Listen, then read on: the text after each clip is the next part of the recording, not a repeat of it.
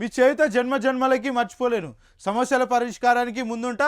ప్రమాణ స్వీకారం అనంతరం కేంద్ర మంత్రి బండి సంజయ్ భావోద్వేగ ట్వీట్.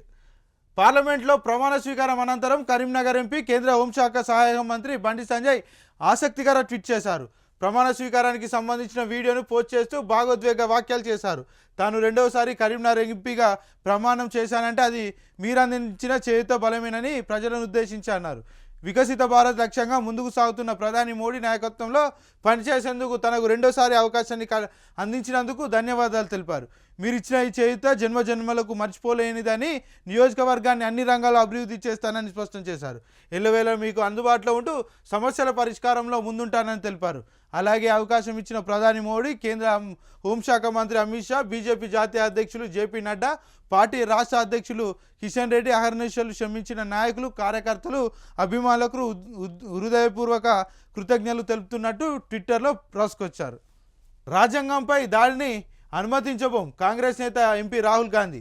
ప్రధాని నరేంద్ర మోడీ, హోంమంత్రి అమిత్ షాలు నిరంతరం రాజ్యాంగంపై దాడి చేస్తున్నారని, దీనిని ఇండియా కూటమి ఎట్టి పరిస్థితుల్లో అంగీకరించబోదని కాంగ్రెస్ ఎంపీ రాహుల్ గాంధీ అన్నారు. ఇవాళ ఆయన పార్లమెంట్ ప్రాంగణంలో మీడియాతో మాట్లాడారు. ప్రతిపక్షాల సందేశం ప్రజలకు చేరుతుందా అని అడిగిన ప్రశ్నకు రాహుల్ గాంధీ బదిలిస్తూ మా సందేశం ప్రజలకు చేరుతుందని తెలిపారు. భారత రాజ్యాంగాన్ని ఏ శక్తి నిర్వీర్యం చేయలేదని తేల్చి చెప్పారు. రాజ్యాంగంపై మోడీ, అమిత్ షా చేస్తున్న దాడి మాకు ఆమోదయోగ్యం కాదు. ఇది జరగనివ్వబోము. కాబట్టి మేము ప్రమాణం చేస్తున్నప్పుడు రాజ్యాంగ నిబంధనలు అనుసరించామని చెప్పారు.